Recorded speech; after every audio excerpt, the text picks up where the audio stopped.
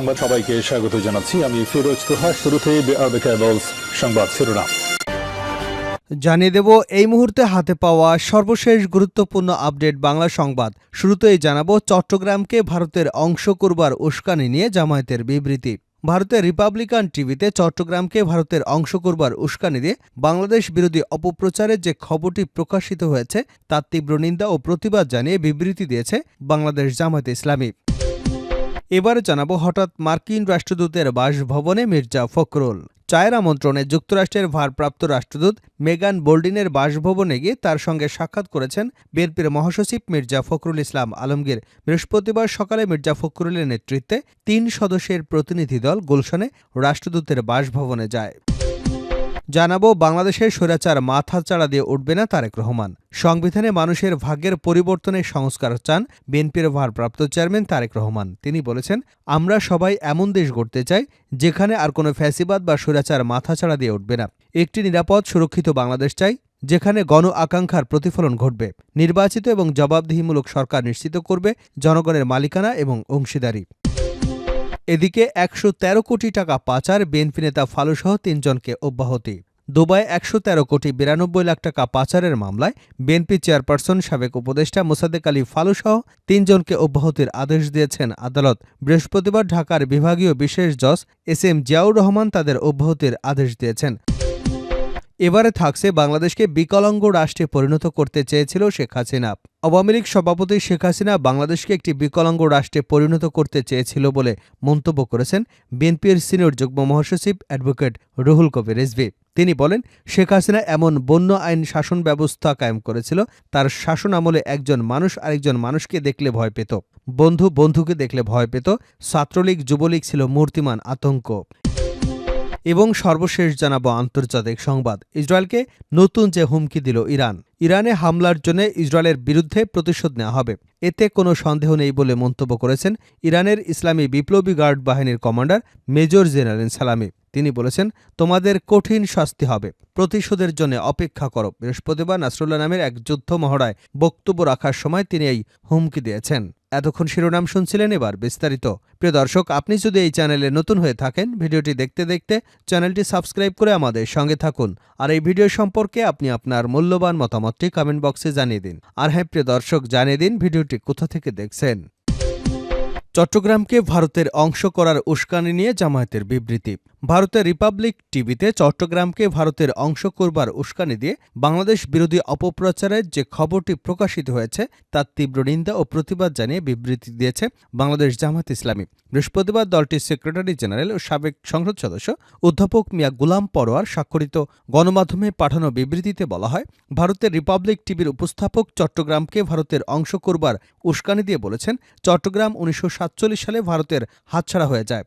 এখন কৌশলগতভাবে চট্টগ্রাম ভারতের অংশ হয়ে গেলে বঙ্গোপসাগরের দখল করা যুক্তরাষ্ট্র বা বিশ্বের কোনো পরাশক্তির পক্ষে সম্ভব নয়।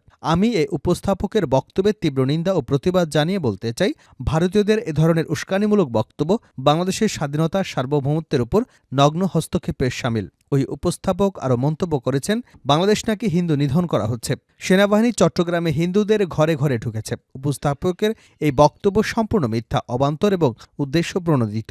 এ ধরনের মিথ্যা অপপ্রচার বন্ধ করবার জন্য আমি রিপাবলিক টিভির প্রতি আহ্বান জানাচ্ছি।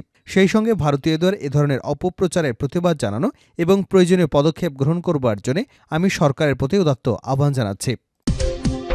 হঠাৎ মার্কিন রাষ্ট্রদূতের বাসভবনে মির্জা ফখরুল। চায়ের আমন্ত্রণে যুক্তরাষ্ট্রের ভারপ্রাপ্ত রাষ্ট্রদূত মেগান বোল্ডিনের বাসভবনে গিয়ে তার সঙ্গে সাক্ষাৎ করেছেন বিএনপির মহাসচিব মির্জা ফখরুল ইসলাম আলমগীর। বৃহস্পতিবার সকালে মির্জা ফখরুলের নেতৃত্বে ৩ সদস্যের প্রতিনিধি দল গুলশানের রাষ্ট্রদূতের বাসভবনে যান। বিএনপির মিডিয়া সেলের সদস্য সাইরুল কবির খান জানিয়েছেন, চায়ের আমন্ত্রণে বিএনপির মহাসচিব ছাড়াও গেছেন বিএনপির স্থায়ী কমিটির সদস্য আমির খসরু মাহমুদ চৌধুরী, সাংগঠনিক সম্পাদক শামা ওবায়দ। তবে তাদের মধ্যে কী ধরনের আলোচনা হয়েছে এ বিষয়ে কিছু জানাতে পারেননি তিনি। বাংলাদেশের স্বৈরাচার মাথাছাড়া দিয়ে উঠবে না তারেক রহমান। সংবিধানে মানুষের ভাগ্যের পরিবর্তনের সংস্কার চান বিএনপির ভারপ্রাপ্ত চেয়ারম্যান তারেক রহমান। তিনি বলেছেন, আমরা সবাই এমন দেশ গড়তে চাই যেখানে আর কোনো ফ্যাসিবাদ বা স্বৈরাচার মাথাছাড়া দিয়ে উঠবে না। একটি নিরাপদ সুরক্ষিত বাংলাদেশ চাই যেখানে গণ আকাঙ্ক্ষার প্রতিফলন ঘটবে।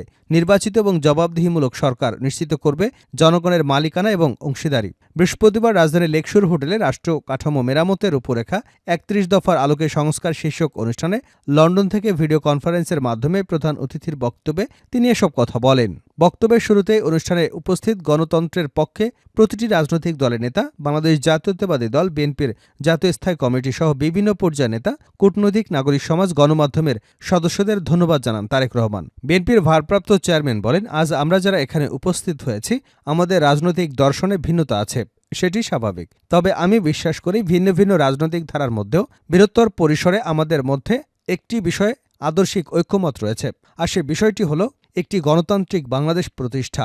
তারেক রহমান বলেন, শেখ হাসিনার ফ্যাসিবাদের সময় আমরা তথাকথিত উন্নয়নের রাজনীতি দেখেছি, কিন্তু পতিত সেই রাজনীতির ভিত্তি ছিল দুর্নীতি, দুঃশাসন ও দুর্বৃত্তায়ন। অন্যদিকে জনগণের ভোটে বিএনপি যদি সরকার গঠন করে, আপনারা দেখতে পাবেন আমাদের ৩১ দফার আলোকে জনগণের ক্ষমতায়ন, অংশীদারি রাজনীতি।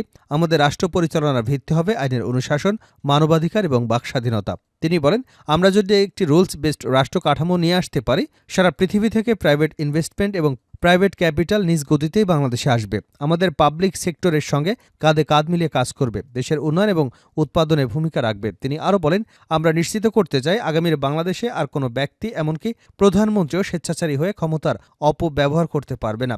রাষ্ট্রের সর্বোচ্চ পর্যায় থেকে শুরু করে সরকারের প্রতিটি লেভেলে নিশ্চিত করা হবে কেউ জবাবদিহির ঊর্ধ্বে নয়, কেউ আইনের ঊর্ধ্বে নয়। তারেক রহমান বলেন, বিএনপি রাষ্ট্র পরিচালনার দায়িত্ব পেলে আমরা দলমত নির্বিশেষে প্রতিটি নাগরিকের মত প্রকাশের স্বাধীনতা ফিরিয়ে দিতে চাই।